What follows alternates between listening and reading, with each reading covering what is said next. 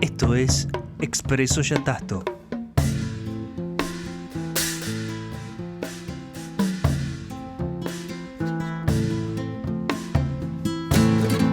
Un podcast de Acervo Yatasto. www.acervoyatasto.com. En el episodio de hoy, Quijotadas, realidad y ficción en entredicho en el Don Quijote de Miguel de Cervantes.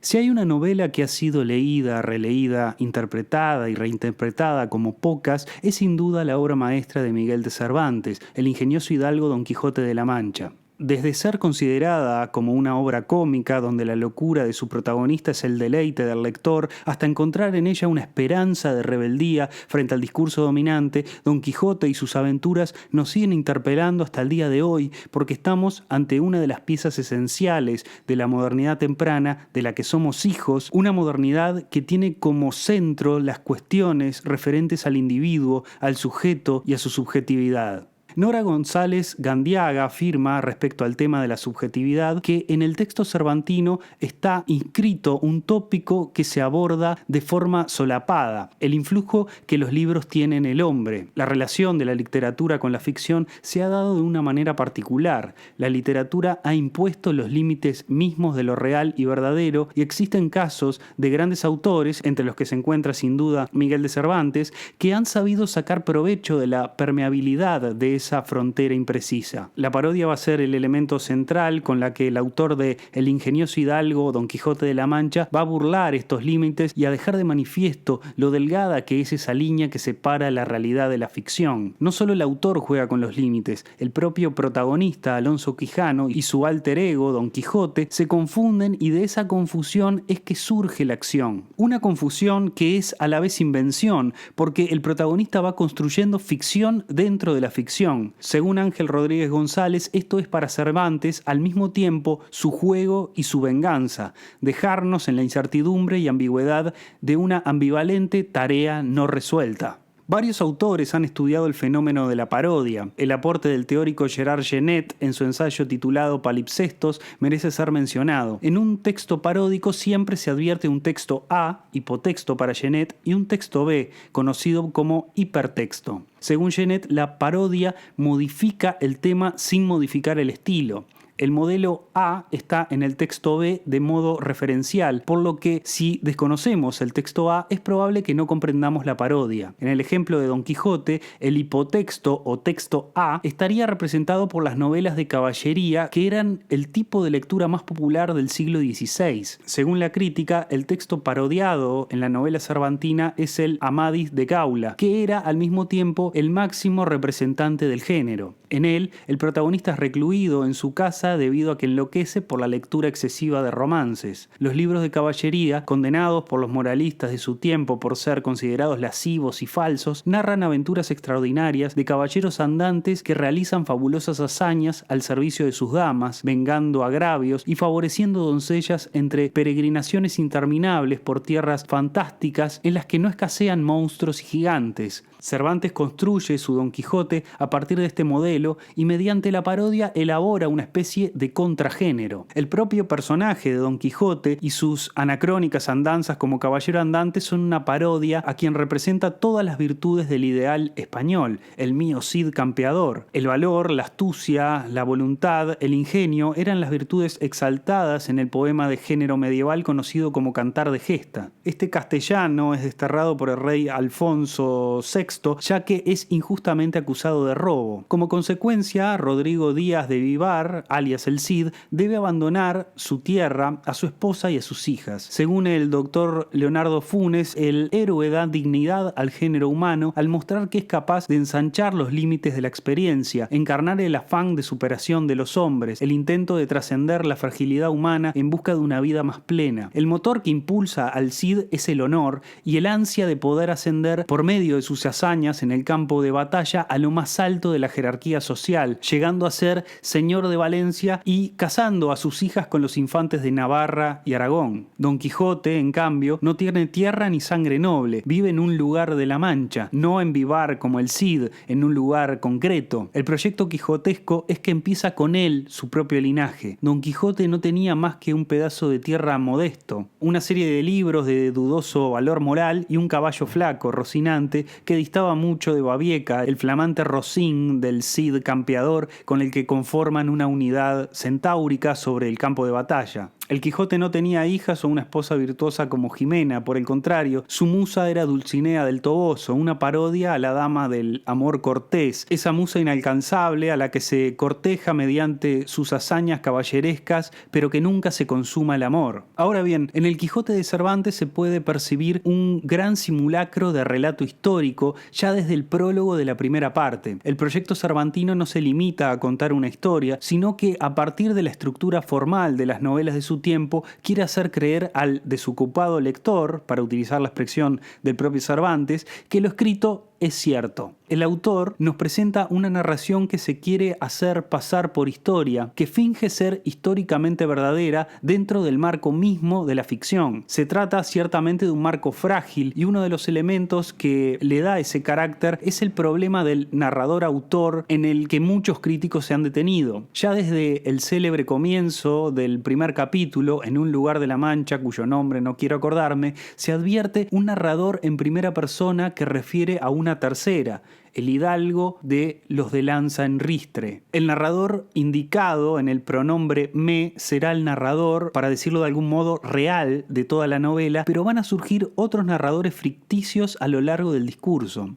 Esto quedará de manifiesto en el capítulo 9 de la primera parte. Veamos un fragmento del mismo. Estando yo un día en el Alcaná de Toledo, llegó un muchacho a vender unos cartapacios y papeles viejos a un sedero. Y como yo soy aficionado a leer, aunque sean los papeles rotos de las calles, llevado de esta mi natural inclinación, tomé un cartapacio de los que el muchacho vendía y vile con caracteres que conocí ser arábigos. Y puesto que aunque los conocía no los sabía leer, anduve mirando si parecía por allí algún morisco aljamiado que los leyese. Y no fue muy dificultoso hallar intérprete semejante, pues, aunque le buscara de otra mejor y más antigua lengua, le hallara. En fin, la suerte me deparó uno, que diciéndole mi deseo y poniéndole el libro en las manos, le abrió por medio y leyendo un poco en él se comenzó a reír. Preguntéle yo que de qué se reía, y respondióme que de una cosa que tenía aquel libro escrita en la margen por anotación. Díjele que me la dijese, y él, sin dejar la risa, dijo: «Está, como he dicho, aquí en el margen escrito esto. Esta Dulcinea del Toboso, tantas veces en esta historia referida, dicen que tuvo la mejor mano para salar puercos que otra mujer de toda la Mancha». Cuando yo oí decir Dulcinea del Toboso, quedé atónito y suspenso, porque luego se me representó que aquellos cartapacios contenían la historia de Don Quijote. Con esta imaginación le di priesa que leyese el principio, y haciéndolo así, volviendo de improviso el arábigo en castellano, dijo que decía: «Historia de Don Quijote de la Mancha, escrita por Cide Hamete Benengeli, historiador arábigo». Mucha discreción fue menester para disimular el contento que recibí cuando llegó a mis oídos el título del libro, y salteándosele al sedero, compré al muchacho todos los papeles y cartapacios por medio real, que si él tuviera discreción y supiera lo que yo los deseaba, bien se pudiera prometer y llevar más de 6 reales de la compra. Apartéme luego con el morisco por el claustro de la iglesia mayor y roguéle me volviese aquellos cartapacios, todos los que trataban de Don Quijote, en lengua castellana, sin quitarles ni añadirles nada, ofreciéndole la paga que él quisiese. Contentóse con 2 arrobas de pasas y 2 fanegas de trigo, y prometió de traducirlos bien y fielmente y con mucha brevedad. Pero yo, por facilitar más el negocio y por no dejar de la mano tan buen hallazgo, le truje a mi casa, donde en poco más de mes y medio la tradujo toda, del mismo modo que aquí se refiere. Lo que Cervantes nos dice es que la historia narrada es en realidad la traducción de unos cartapacios que consiguió escritos en árabe por Cide Hamete Benengeli. Cervantes se pone en el lugar del historiador, como dice Paul Ricoeur citando a Marc Bloch. El historiador no está delante de su objeto pasado, sino delante de su huella. No es testigo directo de los hechos históricos como lo sería un cronista, por ejemplo. Esto, sostiene Ricoeur, de ningún modo descalifica la historia como ciencia. La aprehensión del pasado en sus vestigios documentarios es una observación, porque nunca observar significa registrar un hecho en bruto. Reconstruir un acontecimiento histórico, en cambio, es elaborar una conducta de objetividad, porque esta reconstrucción supone que el documento sea interrogado, lo que eleva el pasado a la dignidad de hecho histórico. En otras palabras, se requiere una objetividad metódica que acerque el hecho histórico al hecho científico. Dicho esto, sin embargo, la obra de Cervantes es una obra de ficción. Los acontecimientos, los personajes, sus acciones, sus pensamientos, todo tiene origen en la imaginación del autor. Borges, como bien es sabido, ensayó un juego propiamente cervantino en el cuento Pierre Menard, el autor del Quijote, en el que problematiza la cuestión de la autoría al proponer a un autor que en el siglo XX decide reescribir el Quijote como si fuera el mismo novelista nacido en Alcalá de Henares en 1547 y consigue un capítulo y algunos pasajes que son exactamente iguales, pero que al mismo tiempo no lo son, porque un texto concebido en el siglo XVII y otro en el siglo XX tienen una recepción por parte del público lector y de los críticos contemporáneos que carga de sentido a cada una de las obras de modo diferente, por más que materialmente sean iguales. Volviendo a la novela de Cervantes, asegura Nora González que la obra alternará los episodios narrativos con un juego crítico reflexivo sobre el narrar, sobre los equívocos de la materia narrada, sobre las novelas de caballería y la ortodoxia aristotélica de la epicidad, la concepción de la historia como menos verdadera que la literatura, la función religiosa del traductor que se permite hasta corregir el original. Decimos entonces que descubrimos la poética cervantina. Esta poética estaba indudablemente influenciada por la que desarrolló Aristóteles. Desde el punto de vista aristotélico, la diferencia entre el historiador y el poeta no radica en la diferencia entre escribir en verso o en prosa, sino en que una dice lo que ha ocurrido y la otra lo que podría ocurrir. De ahí que la poesía sea más filosófica y de más elevado valor que la historia, porque la poesía tiende más a unificar, mientras que la historia amontona. Como afirma el hispanista escocés Bruce Wardroper, la doctrina aristotélica era conocida por Cervantes. En la terminología de la estética del siglo XVI puede decirse que la historia es natural, puesto que narra sucesos según acaecieron, mientras que la ficción es artificiosa, ya que hace que los acontecimientos sucedan de una manera peculiarmente satisfactoria. En el Quijote, Cervantes, por su parte, manipula las aventuras para conseguir un fin artístico y, por otra, hace que cada aventura fluya naturalmente de la anterior. Llegamos así a la conclusión, dice Wardroper, que la obra es al mismo tiempo poesía e historia. Cervantes pone sobre el tapete un debate que no ha sido resuelto hasta hoy. ¿Existe realmente un límite entre el relato histórico y el relato ficcional? Paul Ricoeur va a discutir el estatuto de lo histórico, ya que solo por medio de las narraciones es que alcanza el sentido la cuestión temporal, sea cual sea el proceso de escritura. Mientras un texto tenga la experiencia de lo temporal por objeto, pertenece al mundo de los relatos. Por esta razón, la narración histórica comparte con el discurso de ficción una operación semejante en su construcción narrativa, entramado que disuelve las fronteras entre la historia y la ficción. Para Ricoeur, ambos géneros se superponen y se requieren recíprocamente. La experiencia del tiempo vivido, siendo esta confusa, informe y en el límite muda, solo se hace inteligible a partir del relato de sí misma. Es obra del lenguaje, del verbo. Desde el punto de vista estructural, según White, la historia le debe mucho a la ficción. La primera se apropia de los moldes de la segunda. El trabajo del historiador consiste en hacer de la estructura narrativa un modelo capaz de representar el pasado, adaptando una determinada estructura de intriga a los acontecimientos que desea revestir de una cierta significación. Para Barthes, ambos discursos, el ficcional y el histórico, se centran en alcanzar lo que el autor llamaba efecto de realidad. Ahora bien, este concepto de realidad en el discurso histórico es puesto en entredicho, entre otros, por Walter Benjamin. en su texto Tesis de Filosofía de la Historia, Benjamin presenta una visión escéptica al afirmar que en el relato histórico los acontecimientos son seleccionados y dispuestos con un fin determinado. Construyen una realidad, entre comillas, que se encuentra al servicio de las clases dominantes. Como vemos, la vigencia del Quijote radica, entre otras cosas, en que pone en entredicho cuestiones que hasta el día de hoy siguen siendo problemáticas. Miguel de Cervantes parte de una parodia a un género histórico determinado, como lo es el de las novelas de caballería, ridiculiza a esas pseudohistorias, obligando al lector, como afirma John J. Allen, a reconocer que hay otra clase de heroísmo que consiste en ser vencedor de sí mismo y no de los demás. Ese es el elemento que lo hace moderno, la cuestión del individuo, de lo cotidiano, del héroe falible. El protagonista lucha contra sus propias limitaciones en lugar de confirmar su superioridad. Acorta considerablemente la distancia entre el héroe y el lector. Cualquiera puede ser Don Quijote y probablemente corra la misma suerte si lo intenta. Como afirmó Samuel Johnson en 1750, muy pocos lectores, entre la risa o la lástima,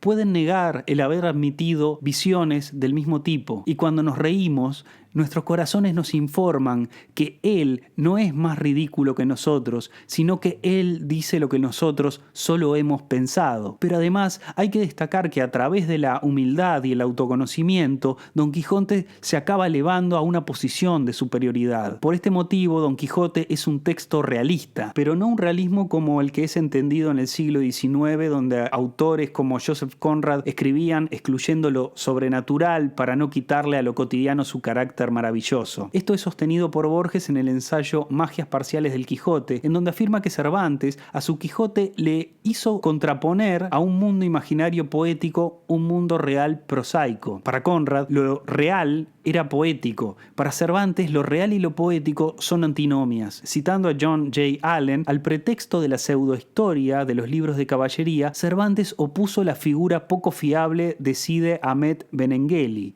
A lo fantástico y sobrenatural opuso lo familiar y verosímil. Al tiempo mítico y lugares legendarios opuso la España contemporánea. Al estilo altisonante opuso una multiplicidad de niveles estilísticos irónicamente yuxtapuestos. A las hazañas ejemplares opuso fracasos y encuentros intrascendentes y casuales. La parodia, según Borges, y en este aspecto se va a oponer al de Allen, funciona menos como una invectiva contra los libros de caballería que como una secreta despedida nostálgica. Para Borges, íntimamente Cervantes amaba lo sobrenatural y lo insinuó en su obra, pero solo de modo sutil. Cervantes retoma la idea platónica de la construcción poética como un engaño lesivo y corruptor para la sociedad. La ficción es la causa de que Alonso Quijano enloquezca y se convierta en Don Quijote, pero al mismo tiempo esta historia que se narra es ficción. Hay una ficción dentro de la ficción que es corruptora. Cervantes alerta al lector de los peligros de la ficción cuando es demasiado tarde porque el lector está inmerso en una obra de ficción. Pero el autor del ingenioso hidalgo Don Quijote de la Mancha da un paso más allá todavía.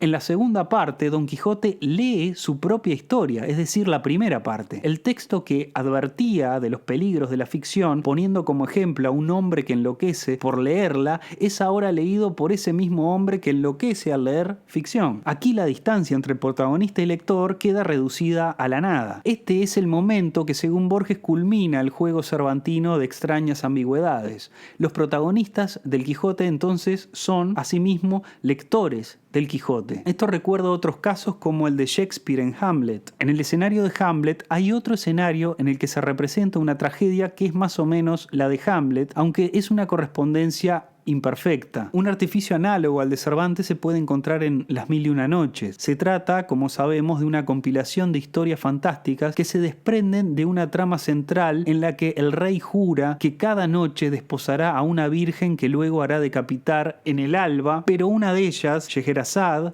lo distrae con fábulas, suspendiendo así durante 1001 noches el fatal desenlace hasta que le muestra a su hijo. En la noche 602, el rey escucha en los labios de Scheherazade su propia historia.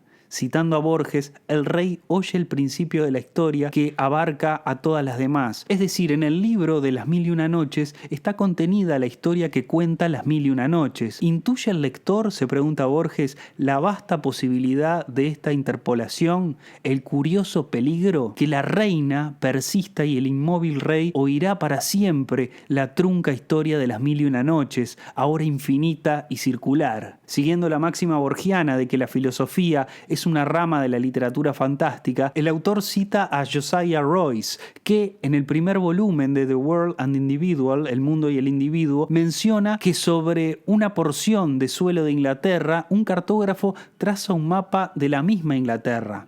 La obra es perfecta, no hay detalle del suelo de Inglaterra, por diminuto que sea, que no está registrado en el mapa. Todo tiene ahí su correspondencia. Ese mapa, en tal caso, debe contener un mapa del mapa, que debe contener un mapa del mapa del mapa, y así hasta el infinito. ¿Por qué nos inquieta que el mapa esté incluido en el mapa y las 1001 noches en el libro de las 1001 noches? ¿Por qué nos inquieta que Don Quijote sea lector del Quijote y Hamlet espectador de Hamlet? Porque si los personajes de una ficción pueden ser lectores o espectadores, nosotros, sus lectores o espectadores, podemos ser ficticios. En definitiva, lo que borraría para siempre el límite que divide la historia de la ficción. Esto fue Expreso Yatasto. Todas las referencias bibliográficas pueden encontrarlas en la descripción del episodio. El diseño gráfico está, como siempre, a cargo de Café Estudio Audiovisual. Búscalos en Instagram, café-estudio audiovisual.